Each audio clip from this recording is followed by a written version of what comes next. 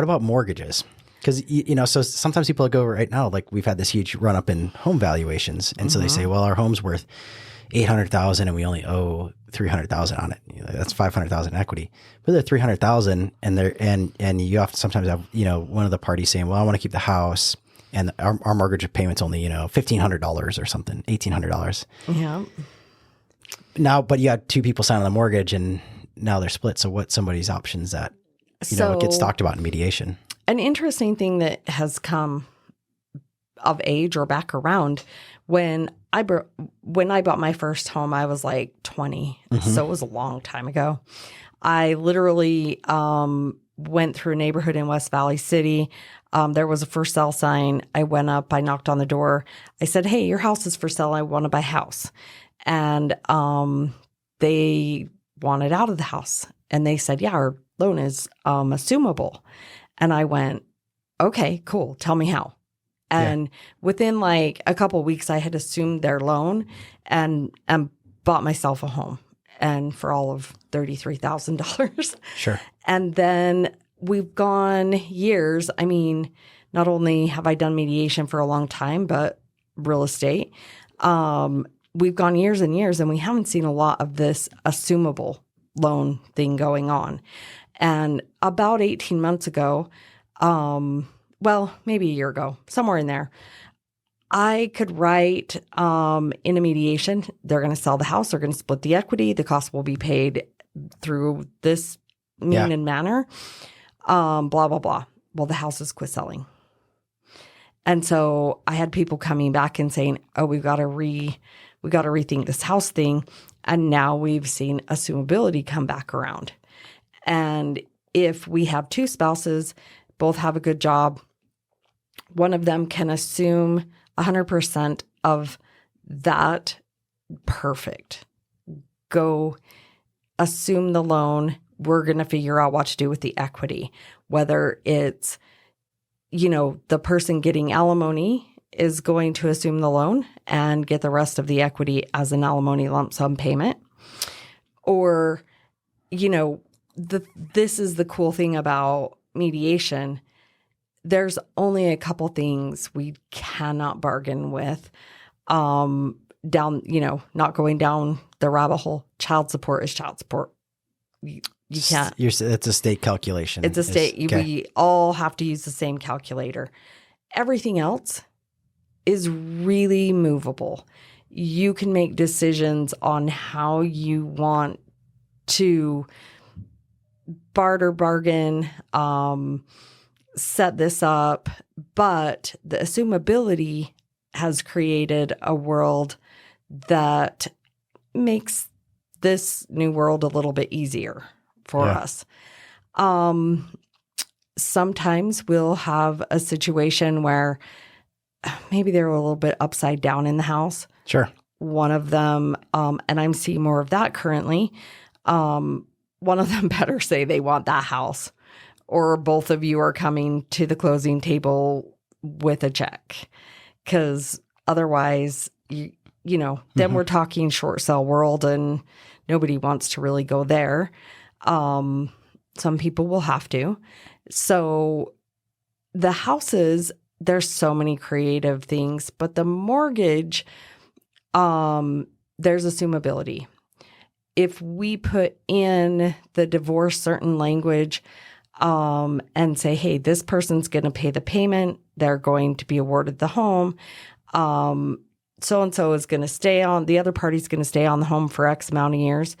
So then you have to look at it in a different world. We see in the real estate world all the time, investors come in and they're bartering and leveraging other people's money.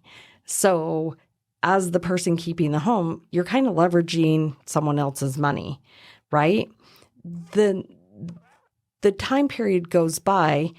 After a period of time of them consistently paying the house payment, it looks kind of like you have a portfolio. This person can now go, of course they have to have credit, income, etc. They could go purchase another home. Sometimes they'll come and go. I recently, this was their idea, not my idea. They came and they said, okay, we're going to make a deal. We're going to go purchase another home together because our funds together work better than apart. And so we're going to have 2 homes and we're going to keep them for, I think it was 10 years. They were going to stay on each other's mortgages and each other's titles. And you know, here in Utah, you don't have to be on titles. Sure. And so they navigated it that way. They figured out how to get both parties the home, and they figured out how to stay in close proximity.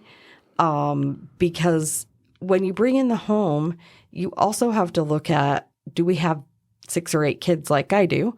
And where are all these people going to live? And how close are mom and dad going to be to each other? It's one of the reasons why divorce gets so expensive is because now you have to provide shelter for, you know, the one kid has to have shelter in 2 places, but he's only using it 50% of the time. Right. That's or less true. in some cases. But yes. Yeah,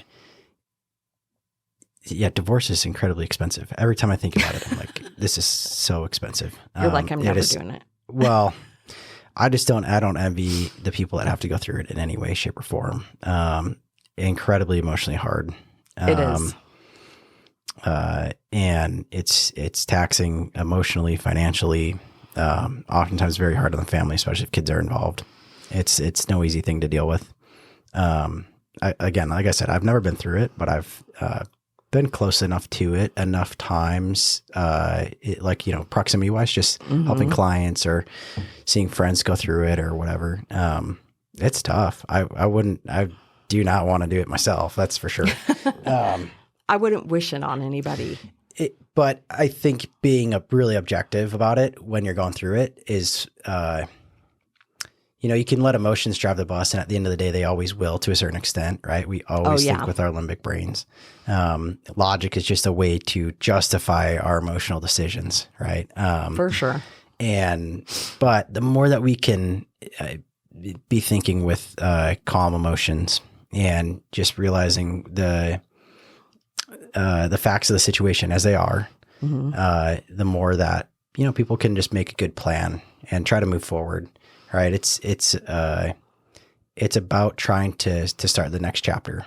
Right. It is. And you gotta kind of close out this one, and mediation is a chance to close it out with a financial plan in place.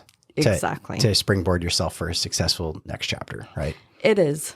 And, you know, one of the things that I find ends up being really complicated is if we come up with an assigned alimony payment, those for people when they go to get a mortgage are difficult. Explain what an assigned alimony agreement is. So say you get divorced and your spouse is assigned to pay you $2,000 a month for 20 years or until you cohabitate or remarry. Okay. That goes on debt to income ratio to some degree because it takes away from because you owe it income. So if you're the party that has to pay the alimony, it shows up like a debt. It does. Okay, so it's harder to buy a home if you owe alimony. Absolutely, for sure. And what about using alimony to qualify to buy a home? You can, as long as, I have to remember this because it's been a minute, as long as it will last 3 more years.